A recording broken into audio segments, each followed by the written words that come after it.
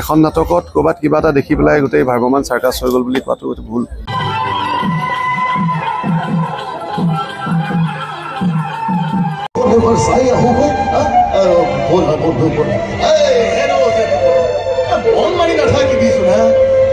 এতিয়া সমগ্ৰ অসমতে চলি আছে ৰাস পূজা আৰু আমি আছো বঙাইগাঁও জিলাৰ কঁঠালগুৰিত যি ৰাস মহোৎসৱ চলি আছে ইয়াত আৰু ৰাস মহোৎসৱৰ লগত সংগতি ৰাখি আয়োজন কৰা হৈছে ৰাজমুকুট থিয়েটাৰৰ দ্বাৰা নাট প্ৰদৰ্শন। আৰু আজি আমি দেখাবলৈ চেষ্টা কৰিম আচলতে থিয়েটাৰৰ বেকগ্ৰাউণ্ডত বা পিছফালত কি চলে, শিল্পীসকলে কিদৰে প্ৰস্তুতি চলায়, তেওঁলোকে কি প্ৰস্তুতি চলায় ইত্যাদি বিভিন্ন কথা। গতিকে আমাৰ লগত চাই থাকক আজি ৰাজমুকুট থিয়েটাৰৰ পেণ্ডেলৰ ভিতৰৰ কিছু দৃশ্যাংশ।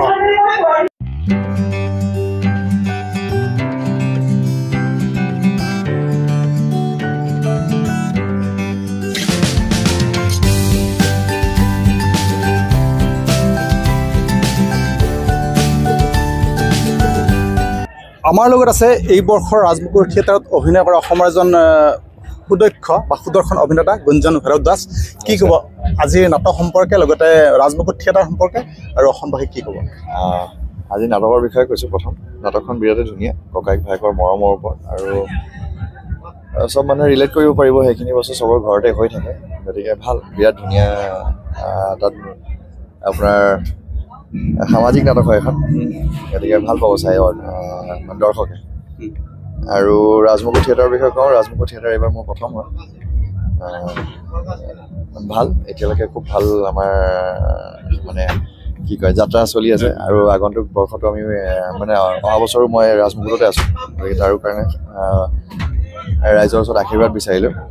গতিকে এনেকৈ আশীৰ্বাদ দি থাকিলে আমি আগুৱাই যাব পাৰিম। আৰু আচলতে গুঞ্জন ভৈৰৱ দাস বহুত বেছি বয়স হোৱা নাই, হয়তো অভিজ্ঞতা বহুত বেছি হোৱা নাই, তথাপিও তেখেতক আমি এটা কথা সুধিছোঁ যে আচলতে একাংশ ৰাইজৰ, সকলোৰে নহ'লেও একাংশ ৰাইজৰ অভিযোগ যে আচলতে থিয়েটাৰ কিবা চাৰ্কাছত পৰিণত হৈছে, মানে তেনেকুৱা।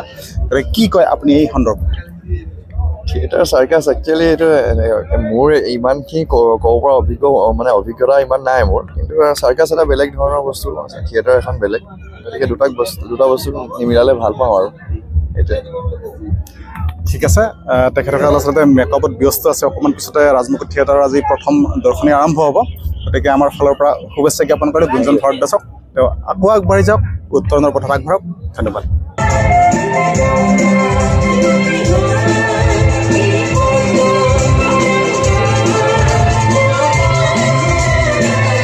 ৰাজমুকুট থিয়েটাৰৰ এইবাৰৰ এজন সুদক্ষ অভিনেতা তথা অসমৰে সকলোৰে চিনাকি অসমৰ প্ৰসেনজিৎ বৰা আমাৰ লগত আছে। কি ক'ব ৰাজমুকুট থিয়েটাৰৰ এইবাৰ প্ৰস্তুতি বা নাটক এই সম্পৰ্কে আপুনি কি ক'ব? এতিয়া আমি আমি ৰাস মহোৎসৱত এতিয়া আজি কঁঠালগুৰি ৰাস মহোৎসৱত আমি তিনি নিশাৰ বাবে আহিছোঁ, 3 নিশাৰ বাবে নাট মঞ্চস্থ কৰি। গতিকে আমি ইতিমধ্যে কৰি অহা পেণ্ডেলসমূহ প্ৰায় পাঠশালাৰ পৰা এতিয়ালৈকে যিমানখিনি কৰিলোঁ, দৰ্শকৰ ভাল মানে সঁহাৰি পাইছোঁ, সঁহাৰি। আৰু নাটককেইখন 3খন নাটকেই আমাৰ 3খন নাটক নাট্যকাৰ ৰঞ্জিত কুমাৰ দত্তদেৱৰ প্ৰথম নিশাৰ নাটক বকুল বনৰ পক্ষী, আৰু ৰাজেশ ভূঞাদেৱে ডাইৰেকশ্যন কৰিছে। সেই নাটকখনো খুব চবৰে প্ৰিয় হৈ পৰিছে, খুব সুন্দৰ। তাত মানে গোটেইখিনি সামাজিক নাটক এখন। আৰু দ্বিতীয় নিশা যিখন আমাৰ মহাৰণৰ বলীয়া ঘোঁৰা, সেই নাটকখন এইবাৰ ৰাজমুকুট থিয়েটাৰৰ ব্যয়বহুল প্ৰযোজনা, আৰু বহুত কাৰিকৰী কৌশল, গোটেইখিনি প্ৰডাকশ্যনৰ ফালৰ পৰা বহুতখিনি তাতে খৰচ কৰা হৈছে। গতিকে সেই নাটকখনতো কাহিনী, সংলাপ আৰু গোটেইখিনি আছে, গীত, নৃত্য, গতিকে গোটেইখিনিৰ ফালৰ পৰা এখন মানে দৰ্শকে খুবেই আদৰি লৈছে এইখন। তাৰপিছত 3 নম্বৰ আমাৰ বধ এক ঈশ্বৰ জীৱন, এখন অভিজিত ভট্টাচাৰ্যদেৱে লিখিছে, ৰাজেশ দাই ডাইৰেকশ্যন কৰিছে। গতিকে 3খন নাটকে আমাৰ এবাৰ খুব দৰ্শকে খুব আঁকোৱালি লৈছে। আৰু এতিয়া ইয়াৰ পাছত আমি নলবাৰী ৰাস মহোৎসৱলৈ যাম, তাতো এতিয়া একেলগে কেইবাখনো থিয়েটাৰ আমাৰ সংঘোষিত যুদ্ধৰ নিচিনাই হয়। গতিকে চাওঁ কি হয়। এতিয়া আমি চেষ্টা কৰি আছোঁ, কলাকুশলীসকল আৰু শিল্পীসকল আমাৰ এইবাৰ বহুতখিনি কষ্ট কৰিছে, গতিকে এটা টিম ৱৰ্ক খুব ভাল হৈছে বুলি কৈছে, দৰ্শকে জানিবলৈ দিছে। আৰু চেষ্টা কৰোঁ কিমান কি কৰিব পাৰি।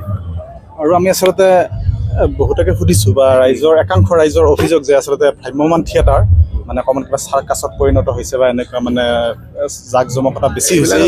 নিজৰ তেওঁলোকৰ ব্যক্তিগত মন্তব্য, আচলতে নিজেই নাটক চাওক, নাটক চাই পেলাই নাটকত যদি বোলে অতিৰঞ্জিত কিবা পাইছে তেতিয়াহ'লে কওক। এতিয়া ধৰক যিবিলাকে ধৰক প্ৰথমতেই যিবিলাক হাল্লা কৰে বা চাৰ্কাছ বা হওক যি হাল্লা কৰে, প্ৰথমতে নাচাই পেলাই হাল্লা কৰি দিয়ে, হয়তো ক'ৰবাত হয়তো বেছি হৈছে, ক'ৰবাত কিবা অলপ বেছি হৈছে যিখিনি কৰিব নালাগে বা তেনেকুৱা হ'ব পাৰে কিন্তু এতিয়া আমি যিখিনি নাটক কৰি আছোঁ এতিয়ালৈকে তাতো চাৰ্কাছৰ এটা মানে বেলেগ এটা গৰিমা আছে চাৰ্কাছৰ আমি সৰুতে চাৰ্কাছ চাইছিলোঁ চাৰ্কাছ চাবলৈ যাওঁ তাত মেজিক দেখুৱাই বা অকল তাত আপোনাৰ মানে যিবিলাক অসম্ভৱ কৰি দেখুৱাই কিছুমান কাৰ্য কৰি দেখুৱাই চাৰ্কাছত তেওঁলোকৰ শিল্পী কলাকাৰসকলে তেওঁলোকে তেনেকৈ ট্ৰেইন হৈ আহে আমাৰ তাৰ মাজতে থিয়েটাৰ ভ্ৰাম্যমাণ থিয়েটাৰত সম্পূৰ্ণ বেলেগ নাটক কাহিনী এইখিনিতো লাগিবই তাৰ মাজে মাজে গীতসমূহ আছে তাৰ লগতে কিছুমান কাৰিকৰী কৌশলো দেখুওৱা হৈছে গতিকে সম্পূৰ্ণ বেলেগ চাৰ্কাছ আৰু ভ্ৰাম্যমাণ থিয়েটাৰ দুটা সম্পূৰ্ণ বেলেগ মাধ্যম আচলতে এইটো আচলতে চাৰ্কাছ বুলি ক'বলৈ গ'লে চাৰ্কাছ বুলি কৈ আচলতে চাৰ্কাছৰ কলাকুশলী শিল্পীসকলক বা চাৰ্কাছক এইটো মানে অপমান কৰাৰ নিচিনাহে হয় কথাটো ভ্ৰাম্যমাণ চাৰ্কাছ কি হয় চাৰ্কাছৰ এটা বেলেগ এটা নিজৰ মৰ্যাদা আছে নিজৰ গৰিমা আছে সৰুৰ পৰা অতীজৰ পৰা আমি আগতে অমৰ চাৰ্কাছ এইবিলাক চাই আহিছোঁ চাৰ্কাছৰ এতিয়াও চাওঁ ক'ৰবাত যদি আমাৰ মেলাত থাকে চাৰ্কাছ আৰু ভ্ৰাম্যমাণত নাটক তাত অলপতো আধুনিক আজিকালি মোবাইলৰ যুগত কিবা অলপ বিচাৰে দৰ্শকে আৰু দৰ্শকো বাঢ়িছে ধৰক নতুন প্ৰজন্ম নতুন চামে কিছুমান বস্তু চাই গোটেইখিনিৰ কাৰণে সাঙুৰি লৈ পেলাই এটা কাম কৰা হয় আৰু ধৰক আচলতে ষ্টেজৰ ভিতৰতে থাকিব লাগে মানে মঞ্চৰ ভিতৰত কাম কৰি হ'ব লাগে তো বহুত জেগাত গ'লে ধৰক অলপ তেনেকৈ দিগদাৰো হয় কিন্তু সেইখিনি অলপ কম বেছি পৰিমাণে তাৰ কম্প্ৰমাইজ কৰি পেলাই গতিকে নাটকৰ মধ্যে সেইটো ৰাখিবই লাগিব নাটকীয়তা আৰু ধৰক মানে যিখিনি বিচাৰে নাটকে যিখিনি বিচাৰে সেইখিনি লৈ পেলাই কৰিলেও সেইখিনি চাৰ্কাছ বুলি ক'ব নোৱাৰি আচলতে চাৰ্কাছ আৰু সম্পূৰ্ণ বেলেগ এটা বস্তু